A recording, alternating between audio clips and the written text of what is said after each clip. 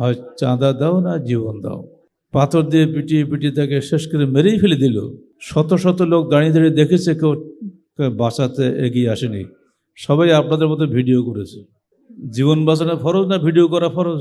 লাঠি বৈজ্ঞার একটা সময় চলে গেছে না, বায়তুল মোকাররমের পাশে পা দিয়ে পিটিয়ে, লঠে দিয়ে পিটিয়ে মেরে ফেলেছিল। মেরে ফেলার পরও তার মৃতদেহের উপরে নাচানাচি করেছিল, মনে হচ্ছে সেই ইতিহাস। ঠিক সেইটা কালকে হলো। আহলে হাদিস আন্দোলন বাংলাদেশ, আসুন পবিত্র কুরআন ও সহিহ হাদিসের আলোকে জীবন গড়ি। আসসালামু আলাইকুম ওয়া রাহমাতুল্লাহি ওয়া বারাকাতুহু।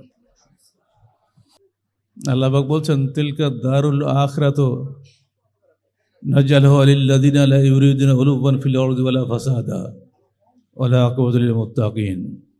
আখিরাতের ওই গৃহ আমরা নির্মাণ করেছি তাদের জন্য যারা এই দুনিয়াতে বড়ত্ব এবং ঔদ্ধত্য বা কোনো অশান্তি চায় না, আর শুভ পরিণাম হলো কেবল মুত্তাকিদের জন্য। আজকে রাজশাহী এয়ারপোর্টে বসে মোবাইলে যে দৃশ্য আমাকে এক নজর দেখালো আমার মেজ ছেলে ডক্টর আহমদ আব্দুল আজিম, আমি ওই দৃশ্য ভুলতে পারছি না। চাঁদা দাও নইলে জীবন দাও, হেডলাইন লেখা। আপনারা দেখছেন কি এটা ছবিটা?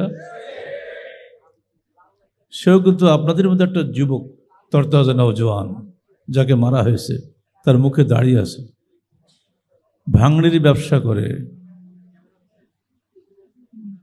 একসময় সে দল করত, তৎকালীন সরকারি দল।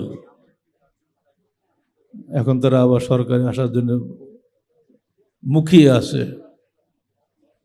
চাঁদা চেয়েছে, চাঁদা দিতে পারেনি বা দেয়নি, কথা হচ্ছে দেয়নি।